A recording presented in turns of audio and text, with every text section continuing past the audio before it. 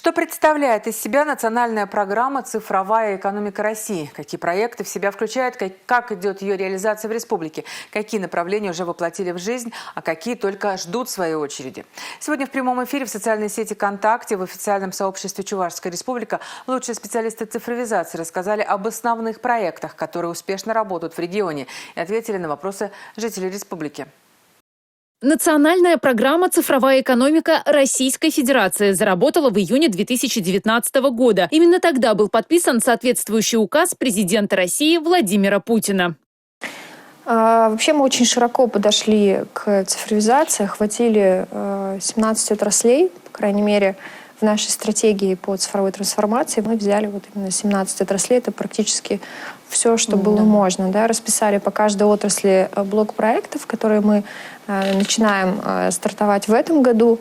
В текущем году, вот сейчас уже у нас инициированы 7 из них, но мы их еще дополним в ближайшее время, и к концу года ожидаем их реализацию. Это проекты в области строительства, в области ЖКХ, в области энергетики. Больше всего у нас постройки сейчас получилось проектов, вот их 3 в настоящее время, они у нас все инициированы, мы находимся на стадии подготовки документации. Начиная от паспортизации каждого объекта, да, автоматизации деятельности, вообще учета по строительству объектов капитального строительства. Мы планируем такую систему тоже внедрить у нас, когда у нас и застройщик, и Минстрой, и все участвующие, да, будут видеть в онлайне статус ежеминутный по каждому объекту строительства, потому что в республике много чего мы строим.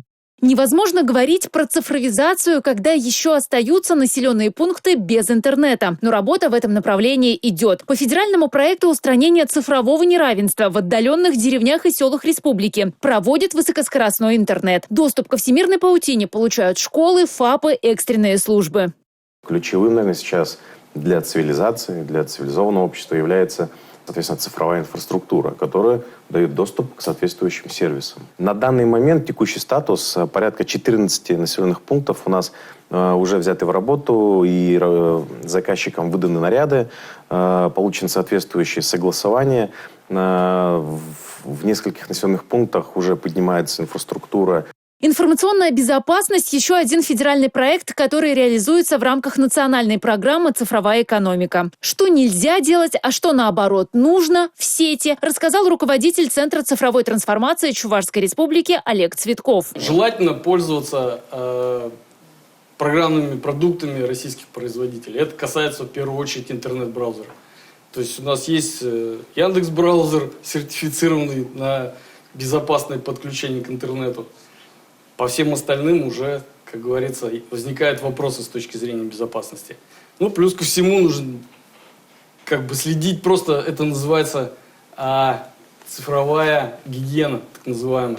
Когда все пользователи просто должны регулярно менять пароли, не заходить на какие-то непонятные ссылки, которые вам присылают, заходить только на достоверные сайты. Остро стоит вопрос с профессиональными кадрами в цифровизации. Поиски желающих работать и развиваться в этой отрасли идут постоянно. Организовано даже бесплатное обучение специалистов. Конечная точка – это обеспечить, скажем так, внедрение тех проектов, которые у нас, в общем-то, разрабатываются в рамках цифровой трансформации, обеспечить ее стабильное функционирование, защиту, обновление, доступность, кстати говоря, да. Ну и сейчас рассматриваем варианты частичного, скажем так, совместного процесса обучения студентов. Цифровые технологии невозможно потрогать руками, но почувствовать эффект от них мы можем уже сейчас, и изменения только продолжатся. Татьяна Трофимова, Павел Редков, Сергей Емельянов, Юрий Марков, Республика.